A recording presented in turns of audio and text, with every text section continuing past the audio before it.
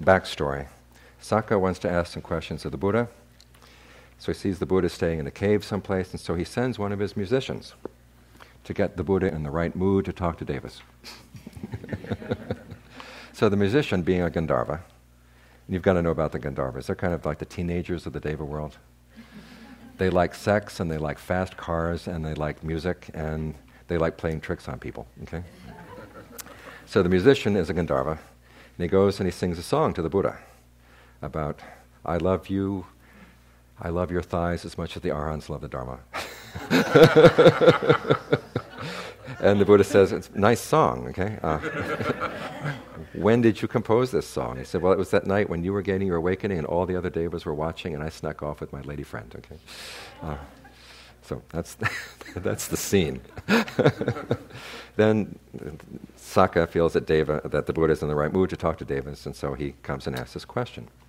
He says, fettered with what, dear sir, though they think may we live free from hostility, free from violence, free from rivalry, free from ill will, free from those who are hostile, to Devas, human beings, Asuras, Nagas, Gandharvas, and whatever other kinds of beings there are, nevertheless live in hostility, violence, rivalry, ill will with those who are hostile. In other words, he's asking, why is there conflict? And again, more backstory on Sakka. There was a fight between the Devas and the Asuras for dominance in heaven. And after lots and lots of battles, the Devas finally won. So that you can imagine this has been much on his mind. Why do we still have conflict even in heaven? And the Buddha goes down this long list. First, they're fettered with envy and stinginess. And why they have envy and stinginess? He says there are things that are dear and not dear. In other words, there are things that you really love and things that you hate. That's what gives rise to stinginess. Okay, why do we have those that we love or things that we love and not love? It's because we have desire. Where does this desire come from? I'm taking you down pretty quickly here to the italicized words. Desire has thinking as its cause. And where does thinking come from?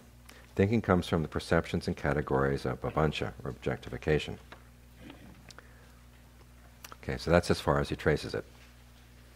So it's the fact that we have conflict comes down to these perceptions and categories of objectification. So remember, the main issue here is the type of perception and the type of category. It's not the amount of thinking, and it's not how fast the thinking is coming at you. It's the terms in which you are trying to think. That's what gives rise to thinking, desire, dear and not dear, and finally envy and stinginess, and then all that conflict. Okay, then he goes on to ask, how do you practice so that you can lead to the cessation of those kinds of perceptions? And the Buddha says, joy, grief, and equanimity. There are two types of each. The type that is to be pursued and not to be pursued. And he starts with joy. When you know of a feeling of joy, as I pursue this joy, unskillful mental qualities increase and skillful mental qualities decline. That sort of joy is not to be pursued. When one knows feeling of joy, as I pursue this joy, unskillful mental qualities decline and skillful mental qualities increase. That sort of joy is to be pursued. And this sort of joy may be accompanied by directed thought and evaluation, or free of a directed thought and evaluation. Of the two, the latter is the more refined. Basically, right there, he's talking about getting the mind in a state of concentration. There's a joy that comes with the first jhana, when you're dealing directed thought and evaluation, and then when you drop that kind of thinking and go into the second jhana, that's how you get beyond it. So this is how you get rid of that thinking that would be in terms of papañca. Okay, once you are in the second jhana, that kind of thinking is stopped. Then he goes on to talk about the similarly with grief and equanimity. Now the question is, why would grief come in the practice of concentration? There's a passage in Majjhima 137 where the Buddha talks about how sometimes grief is a skillful emotion. When you stop and think, there is so much more to be done in the practice and I haven't done it yet. And there's a feeling of grief. The Buddha says, cultivate that. He doesn't say, go home and stop thinking. He says, when you cultivate that, then what do you do? What's the skillful response? The skillful response is, I've got to get my act together. Let's sit down and meditate. So you learn how to use that sense of grief as a motivation for the practice. And then similarly with equanimity. So basically he's saying you're going to have to get your mind at the very least into a good state of concentration. before you can get beyond the Papañca.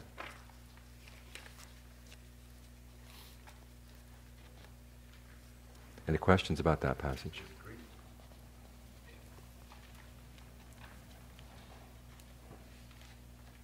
There's Domanassa. Domanassa, yeah. Mm-hmm. Okay. I want to skip over to passage 3 and 4.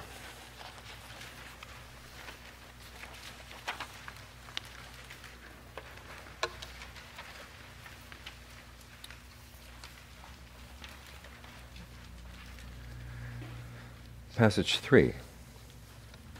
This is a question that we don't know who posed the question to the Buddha, but it is posed to the Buddha here. For one arriving at what does form disappear? How do pleasure and pain disappear? Tell me this. My heart is set on knowing how they disappear. The Buddha's answer, and this is one of those very Indian answers. And it says, the Mahandadesa says this refers to the formless jhanas. Basically, one not percipient of perceptions, not percipient of special perceptions, not unpercipient, nor percipient of what's disappeared. You say, what the hell? And so, except that he's talking about the state of neither perception and non-perception, okay? Yeah. For one arriving at this, form disappears. There is no sense of body or physical form in that state of concentration at all. And then he adds, for objectification classifications, in other words, those classifications of objectification have their cause in perception. So it's the labels that you place on things that are going to cause these kinds of perceptions and categories. And then next, passage 4, this is the one that where the Buddha identifies where the start of all this is. I asked the kinsman of the sun, the great seer, about seclusion in the state of peace. Seeing in what way is a monk unbound, clinging to nothing in the world. And the Buddha starts out by saying he should put an entire stop to the root of objectification classifications. I am the thinker. Okay, this is the passage where we see where these classifications come from.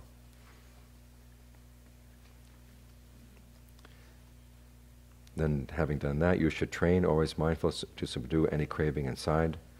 Whatever truth you may know within or without, you shouldn't get entrenched in connection with it, for that isn't called unbinding by the good. In other words, you have to learn how not to feed off even the realizations you come to. You shouldn't, because of it, think yourself better, lower, or equal. Touched by contact in various ways, you shouldn't keep conjuring self. Stilled right within, a monk shouldn't seek peace from another or from anything else. For one stilled right within, there's nothing embraced, so how rejected? Okay, you get to this point where you're not latching on to the classifications that would make you take sides on any of those issues. As in the middle of the sea, it is still with no waves upwelling, so the monk, unperturbed still, should not swell himself anywhere. So basically saying, don't get into that type of thinking that starts with, well, I'm the thinker, and from that thinking I have these opinions and all the conflict that's going to come from that. So this is the passage where he points out the particular perception from which Papañca or objectification comes from. Any questions on any of those? Yes?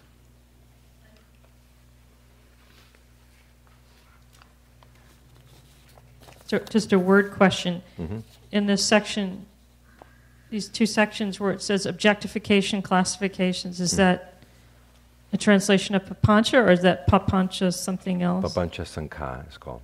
Sankha? Yes, S-A-N with a dot over it and then K-H-A. Sankha. And it means classification.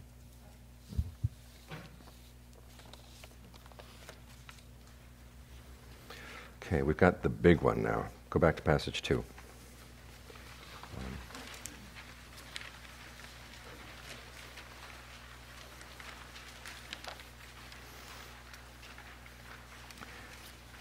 Now you remember from the first passage we saw where the Buddha is talking about how thinking comes from the classifications and perceptions of Papañca or objectification. In this sutta, the order is switched a little bit. In other words, there is thinking. Thinking comes before the classifications. So the question is, okay, which one is it? Which comes first? And let's go through this for a little bit and show that it's not that big a problem as it might seem. Again, here's the backstory. This Brahmin comes up to the Buddha, and the Brahmin's looking for a fight. And he says, "What kind of doctrine do you teach?" And this Brahmin is known to be a debater. And the Buddha says, "The kind of doctrine whereby I do not get involved with useless discussions with people who want to debate."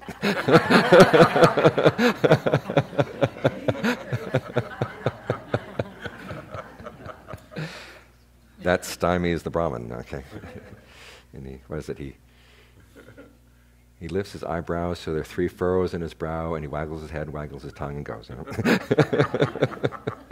And then the Buddha turns to the monks and says this: "If with regard to the cause whereby the perceptions and categories of objectification assail a person, there is nothing there to relish, welcome, or remain fastened to, then that is the end of the obsessions of passion, the obsessions of resistance, the obsessions of views, the obsessions of uncertainty, the obsessions of conceit, the obsessions of passion for becoming, and the obsessions of ignorance." This list is called the 7 obsessions. Okay?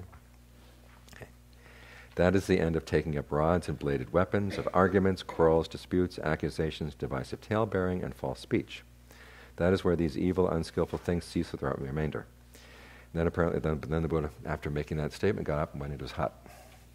And the monk said, "Okay." So they go see Mahakajayana, because he's known for being able to explicate things. Okay, so again, here the context here is, how do you avoid conflict?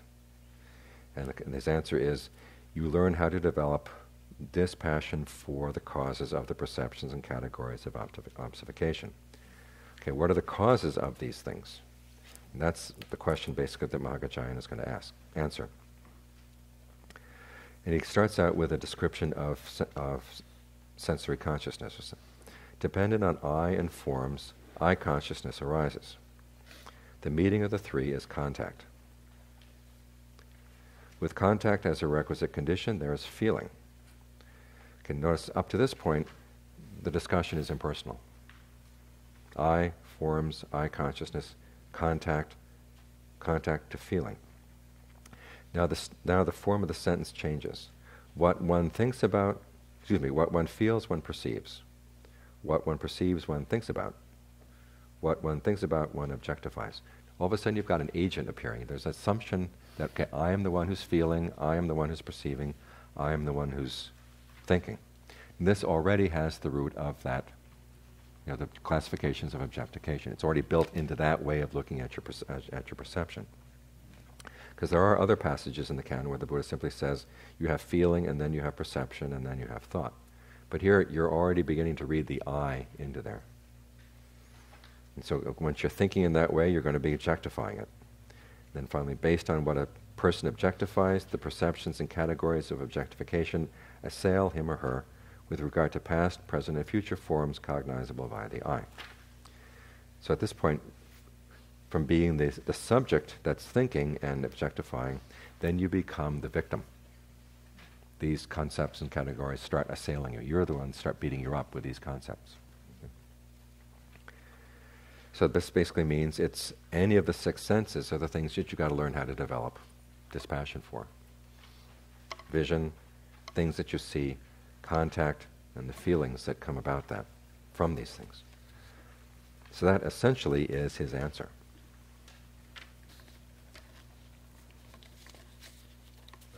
Yes? So in that sense, objectification is objectification of the view, the I agent in the process of looking and listening and smelling and all the rest. It starts right in a very sense, and just in sensory processes. When you start seeing that there's an agent here that's doing this, you've already got the classifications that are going to turn into objectification. And then the process itself is like a view. Then it becomes limited. Well, the way you're viewing the process is what's causing the problem. Anchoring it in the I. Reading the I or the agent into this, yeah. Just over here.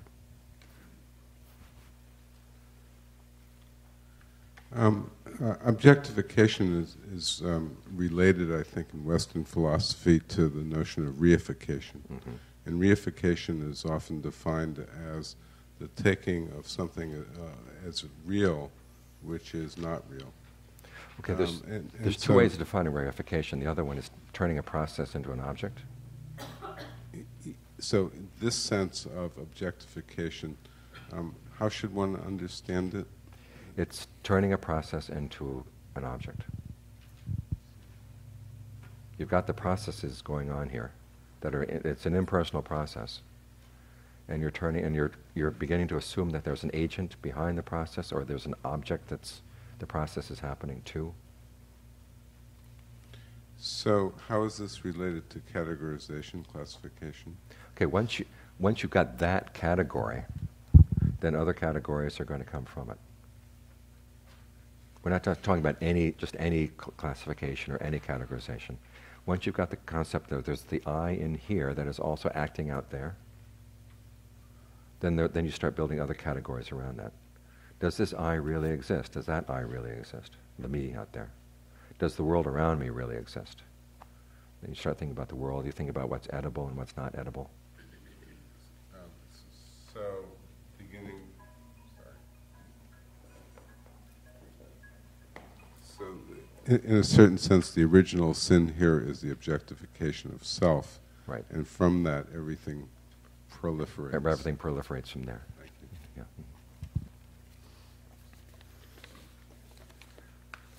So, Mahākāccāyana was singled out by the Buddha as his student who was the best at making a long explanation of something that's really short. So well, it's sort of teasing out the implications, and that's an important thing. I'll say, let's try to move it the other direction, okay? Basically, he's saying the things that are causing these classifications are the fact that you have relish for the six senses, the objects of the senses, and the feeling that comes about from those processes. And so you have to learn how to develop dispassion for them. That's how you avoid conflict. So this means that we're not going to avoid conflict by having United Nations peacekeeping troops. It's something everybody has to work out from within, because otherwise, as soon as you have this sense of I am the thinker, or I am the doer out there, I am the agent working out there in the world, then you start staking out your territory, you've got your field of food that you need, field of nourishment you need, and that's going to lead to conflict. So you have to turn inside and look at where does this sense of the I come from. And it starts in really basically just on the simple level of sensory processes. You start reading the I am the one who is feeling this, I am the one who is thinking this. You've got the potential for conflict right there. Okay, just a few more. This is just kind of illustrating some of the points I made this morning. Passage number 5. Here's from that catechism I was talking about. What is one, all beings subsist on nutriment. Okay, once you have this sense of a being, you've got to feed it. And you stop and think about it. The process of feeding it's hard for both sides. I mean, the things they're being fed on obviously don't like it. What was that tennis player, Martina Navratilova? She had that comment about in a plate of ham and eggs, the chicken was involved, but the pig was committed.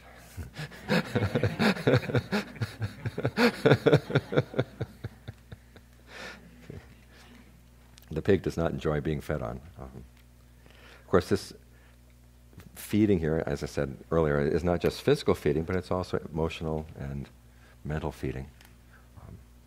A lot of relationships, as long as both sides feel that they're getting well fed from the relationship, they're willing to have the other person feed off them. And you notice a sense of violation when suddenly you decide that the other person's doing all the feeding and I'm doing all being fed on. How quickly that can change the tenor of the relationship. So as long as there's mutual agreement that the feeding is okay, a relationship can survive. When it's getting oppressive to one side or the other, it's not going to last.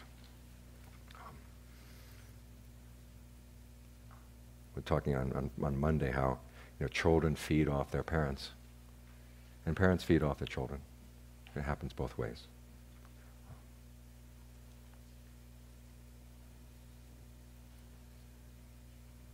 So this creates, being fed on is not pleasant, but also the need to feed is also not a pleasant thing either. when you're really, really hungry, or even if you've managed to have a meal, there's always the question, where is the next meal coming from, and where's the next one after that? How long can I keep this up? One of the lessons you learn camping is that the need to feed places severe limitations on you. Many times I've just wanted to wander off into Zion National Park and just disappear. But then I'm kept back by the fact that I've got to feed. The person I'm going with can carry only so much food. So the fact that you need to feed is beginning to place limitations on you. This is one of the ways in which the Buddha said, as he said, once you've placed a definition on yourself, you are also limiting yourself. Passage 6 goes into the Buddha's definition of a being. What is a being? Any desire, passion, delight, or craving for form or any other fabrications. When one is caught up with that passion, delight, etc., you're tied there, you're said to be a being. Now this is a pun in the Pali. To be caught up with something is the same word as to be a being, satta. Okay. But he's making an important point. This is not just a pun.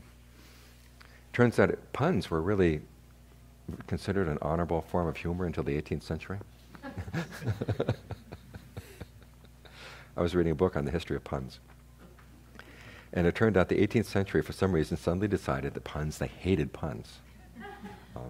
Because that was the period when they wanted language to be scientific. And if you're having a discussion and somebody comes in with some smart-ass comment that's a pun, it destroys the scientific, objectivity of what you're saying. And it calls into question, whether language is a suitable way of talking about objective truths. And so puns were assigned to the dustbin. But prior to that, the fact that you could play with words like this was considered a sign of original intelligence, that you could see connections between words that were not obvious. Okay. So here the Buddha is saying that it's your being caught up in the passion and desire for thee. This is what creates a being. A being is something that you make. Your sense of the being, the sense of who you are. He wants you to see this, however, as a process. There's no thing out there or thing in here that you would identify as it. But you do create the process that takes on many of the characteristics of what we would identify with a being. And beings can take rebirth, And this is what fuels the process, we'll be saying later on. Fuels the process for rebirth, is this need to be a being. You think of I was talking yesterday to someone saying it was the analogy is, an animal whose prey is being fed on by a predator. The prey should know that it's dead. It doesn't have much left, but it keeps fighting. And that's the desire to be. That's the desire to keep on going. And the Buddha says that can actually create another sense of being that will take rebirth out of that desire.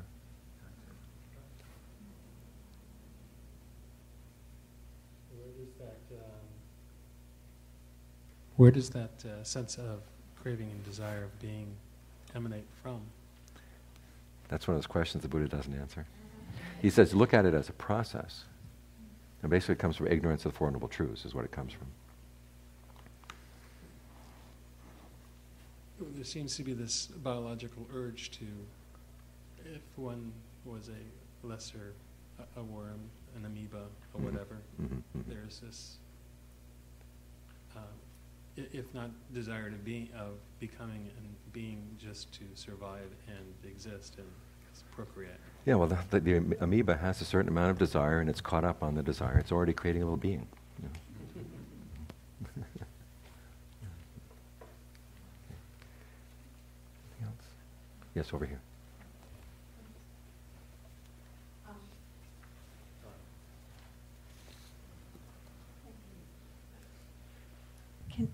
I want to make sure I have this right, or a glimpse of it anyway. Are you saying that we take on the process of that we create the I? Mm-hmm. Yeah. Okay. So then we can uncreate it. Not do that. Yeah. If we're the instant. Yeah. The thing is, the Buddha says if you try to destroy the I, that creates, who's the destroyer? And then there's going to be the destroyer destroys the I. Okay? And so, but he says this is why you want to get out of that bind by looking at things as processes. And sort of, the I gets more and more and more in the background, it gets more and more attenuated. Until you see that the process is not worth feeding on. The grass or the oily rag. And then it's that distaste which puts an end to the process. That sense of, I've eaten enough of this, I'm not going to eat this crap anymore, I've had enough. Or enough. Yeah. Mm-hmm. So it's not like we have, I remember talking to somebody who had a Tibetan Buddhist background, and they were always bothered by the idea that, there was the conventional self and there was the true self or the ultimate self issue. And the question is, when did I get saddled with this self, It's almost like it was imposed on you from outside. That's not the case. You've chosen this identity. How you identify yourself right now. Through the things that you fasten on, through the things you obsess about. Willy-nilly, whether you were thinking about choosing an identity or not. The fact that there was the craving and there was the clinging, that creates a sense, the core of a sense of I. And the Buddha wants you to look at that process. In other words, as I said earlier, it's not like he's trying to say, this is what a self would be if there was a self, but there is no self. What he's saying is, look at how you're creating your sense of self right now, and see how that process is causing suffering, and how you may want to end this, learn how to, starve that process of fuel.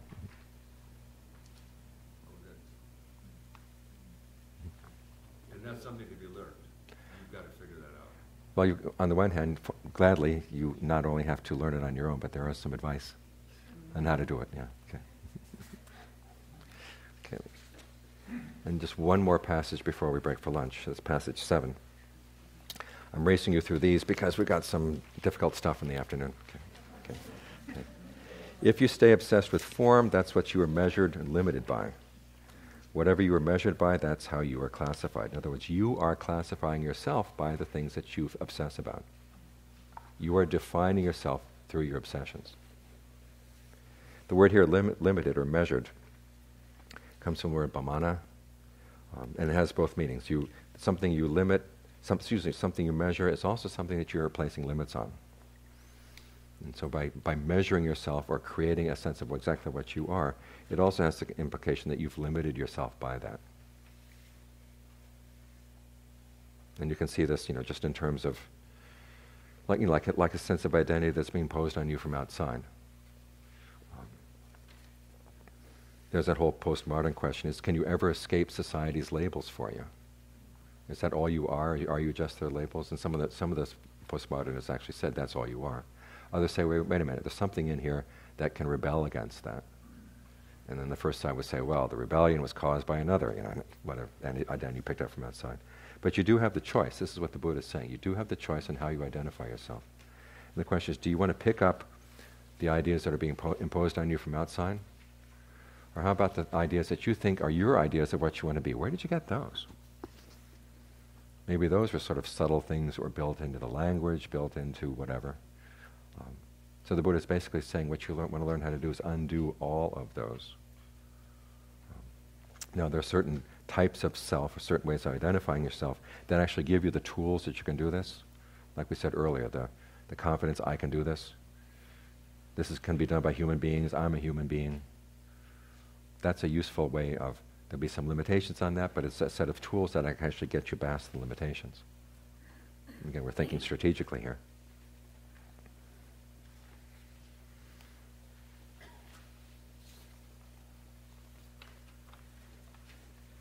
Any questions on that passage? Yes? That term for limitation there, is that the alpha primitive term for the sense of unlimited used in defining the formless? Yeah, it's for the Brahma-viharas, it's the same word. Appamana or appamanya would be the form, the immeasurable. It's the immeasurable Brahma-viharas.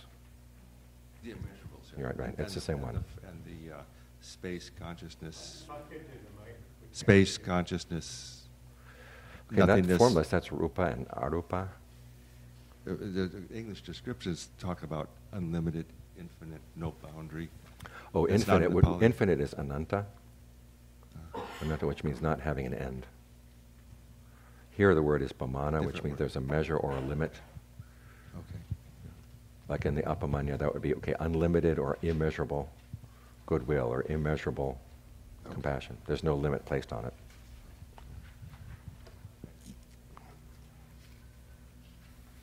Anything else?